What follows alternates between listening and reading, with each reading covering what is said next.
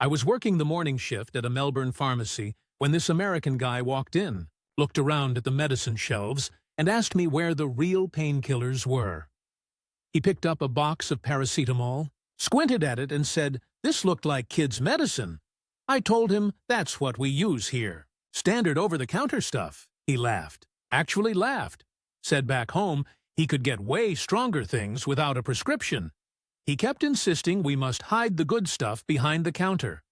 I had to explain 3 times that no, Australia just has different rules about medication strength. He left confused, muttering something about freedom. That same week, a tourist couple came into our pharmacy asking for Tylenol. I showed them paracetamol. The wife stared at the box like I was trying to scam her. She said, "No, we need Tylenol, the actual brand." I explained it's the same active ingredient, just a different name. She didn't believe me.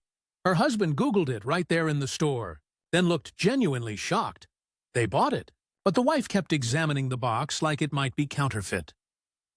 2 days later, another American asked why our aspirin bottles were so small. I told him that's the standard size.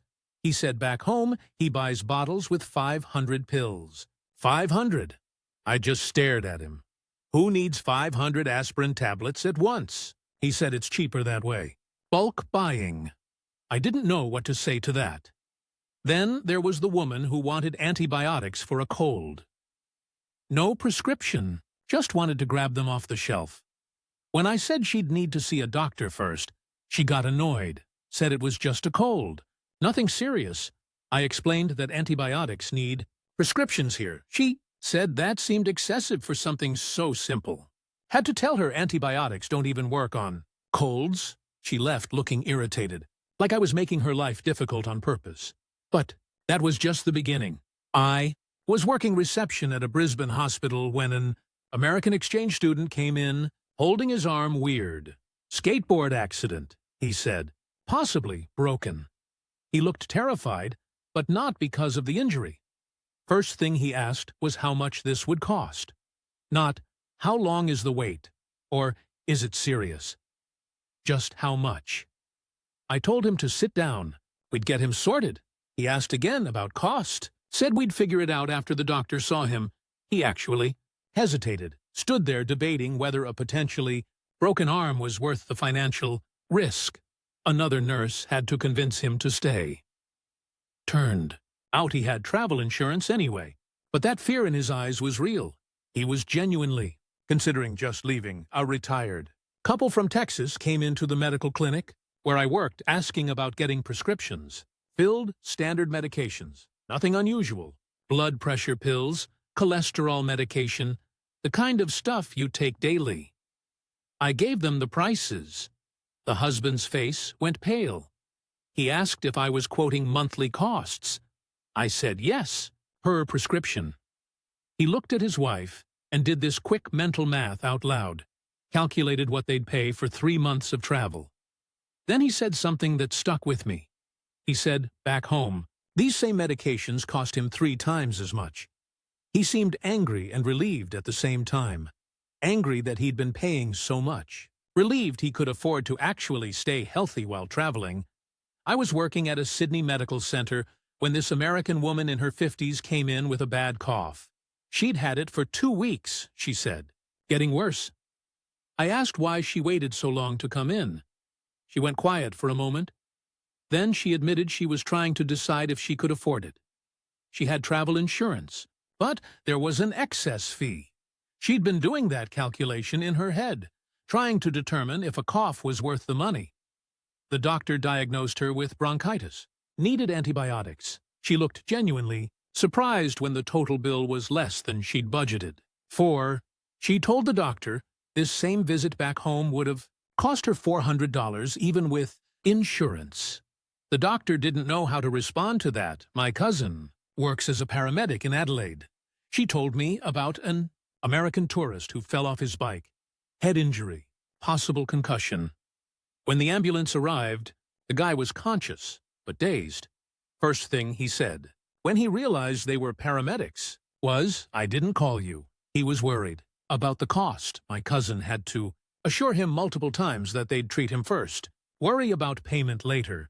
But he kept asking about prices even while they were checking his pupils. She said he seemed more stressed about the ambulance bill than the actual head wound. They took him to hospital. Turned out he had a minor concussion. He was fine, but my cousin said the fear in his voice when he saw that ambulance was something she'd never heard from a local patient. I worked at a pharmacy near Bondi Beach, popular with tourists. An American guy came in needing an inhaler. He had asthma, forgot his inhaler back in California. He asked the price. I told him. He just stood there staring at me, asked me to repeat it. I did. He said that couldn't be right. Pulled out his phone, showed me a photo of his prescription receipt from back home. Same inhaler. He'd paid $380 for it. Ours was $45. He thought I was messing with him. Thought maybe it was a different brand or a generic version. I showed him the box. Exact same medication. He bought 3 inhalers. Said he was taking them home. Then he just stood in the pharmacy for a minute, looking at the receipt like it was a winning lottery ticket. I was working as a tour guide in Tasmania when an American family asked me how long it would take to drive to Sydney. I said about 12 hours. But you'd also need to take a ferry since Tasmania is an island. The dad looked confused.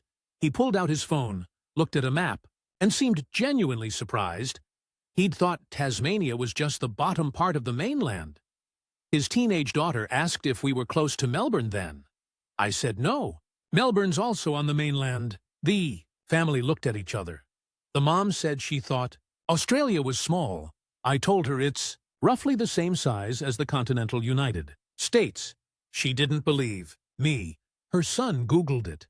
Nobody said anything for a few seconds. Then the dad just went, huh.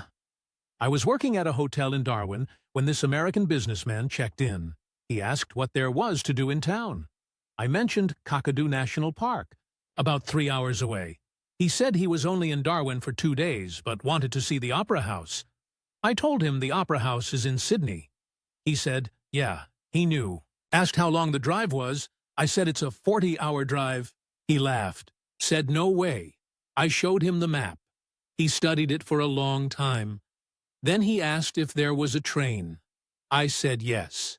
But it takes 2 days. He looked genuinely upset.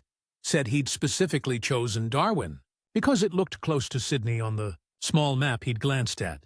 He'd just assumed Australian cities were all near each other. I was working the desk at a hostel in Perth when an American backpacker asked about taking a weekend trip to the Great Barrier Reef. I told her that's on the opposite side of the country. About a 4-hour flight. She seemed shocked. She'd been planning her Australia trip thinking everything was a few hours' drive apart. Projection showed her the distances on a map. She recalculated. Her entire itinerary right there. Had to cancel plans. She'd allocated 3 days to see Perth, the Reef, Uluru, and Melbourne. I gently explained that wasn't physically possible without spending most of her time on planes. She looked really defeated. Said American travel blogs made it sound so easy. I work at a car rental place in Cairns.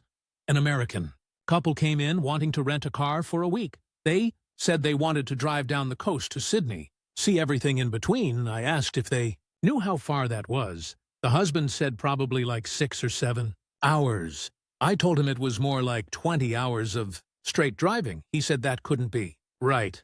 I pulled up the route on the computer, showed him the distance. His wife said they'd driven from California to Florida once, and that only took a few days. I said this is about the same distance. They looked at the map like it had personally betrayed them. They ended up just keeping the car for local trips. The husband kept saying he couldn't believe how big Australia was. I was working at a tourist information center in Alice Springs when an American woman asked where the beach was. I told her the nearest ocean was about 1,500 kilometers away. She thought I was joking. Showed her the map. We're in the middle of the continent. She said she didn't realize there was this much desert. She'd booked Alice Springs because it was central, and she figured she could do day trips to different cities. I had to explain that Alice Springs is isolated for a reason. The nearest major city is Adelaide. 500 kilometers south. She sat down. Recalculated everything. She'd thought Australia was the size of Texas. I was working as a waiter at a restaurant in Hobart. When an American family came in, everything was fine until the bill came.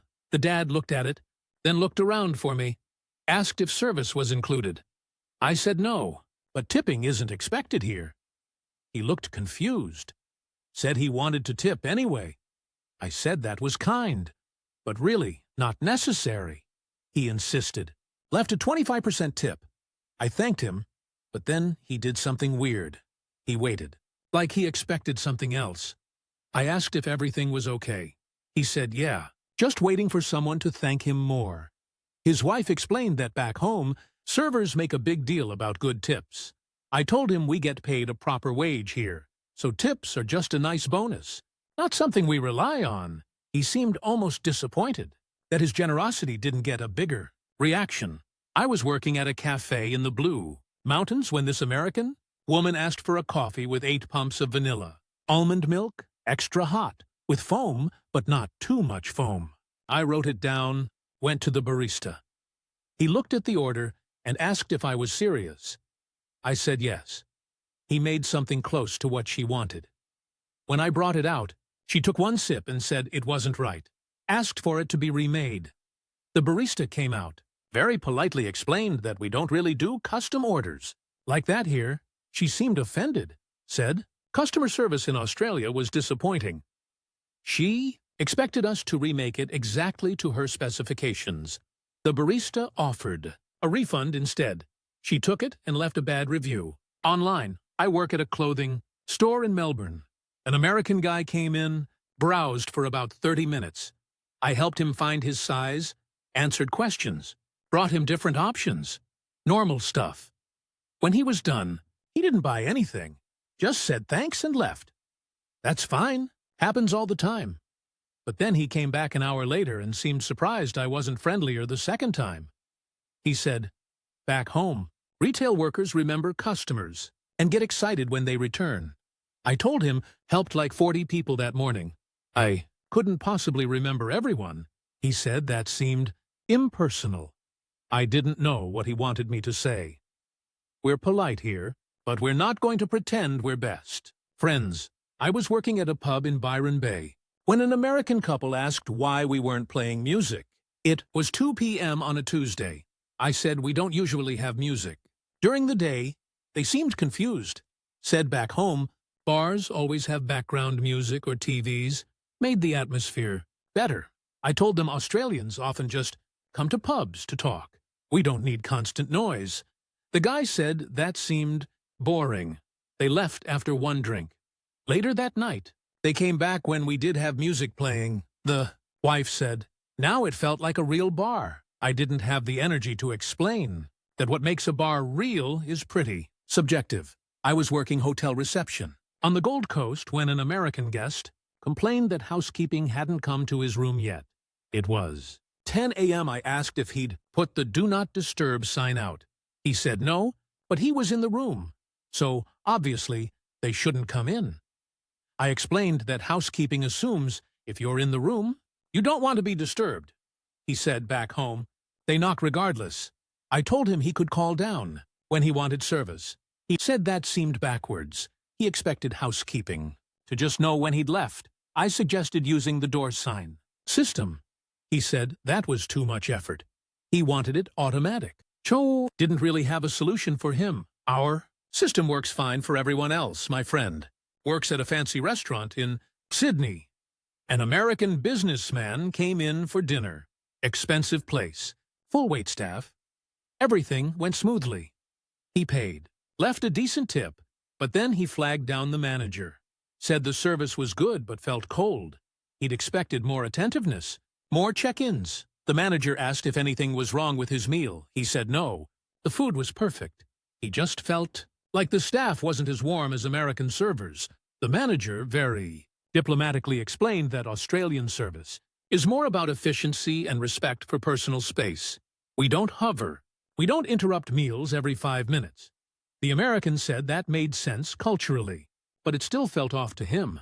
He left a good review anyway, but noted the reserved service style. I was working at a bottle Shop in Canberra, when an American grad student came in looking lost. He wanted to buy wine for a dinner party. I asked what kind. He said something good but not expensive. Ice. Showed him a few options in the $15 to $20 range. He looked at them, then asked where the cheap wine was. I said this was the cheap wine. He picked up a bottle, examined it, said back home, this quality would cost $40 minimum. I told him, wine's pretty affordable here. He just stood there holding this bottle like he'd found treasure. Then he asked something that surprised me. He wanted to know why everything in Australia seemed backward. Healthcare was cheaper. Wine was cheaper. Medicine was affordable. Workers got paid properly. He wasn't being rude. He seemed genuinely confused, like he couldn't understand why these things worked here, but not back home. I told him I didn't have a good answer. Different systems, different priorities. He bought 6 bottles of wine, said he was taking photos of the prices to show his family. As he left, he turned back and said something I've thought about since. He said coming to Australia had been disorienting, not because things were worse, but because they were better in ways he didn't expect, better in ways that made him question things he'd always accepted as normal. I see a lot of American tourists in Canberra. Most of them are great, friendly, curious, respectful. But there's always this moment, this small moment when they realize something works differently here. Sometimes it's healthcare. Sometimes it's wages or vacation time or the cost of education. And they get this look, not quite envy, not quite confusion, something in between, like they're recalculating what they thought was possible. The thing about these stories is they never really end. Every week, someone new walks into my pharmacy or my friend's restaurant or my cousin's ambulance, and they're surprised all over again. Surprised that medication doesn't cost a fortune. Surprised that servers don't need tips to survive. Surprised that an ambulance won't bankrupt them. And every time, I see that same look, that moment of realization that maybe, just maybe, things could work differently. And these stories, they never stop coming.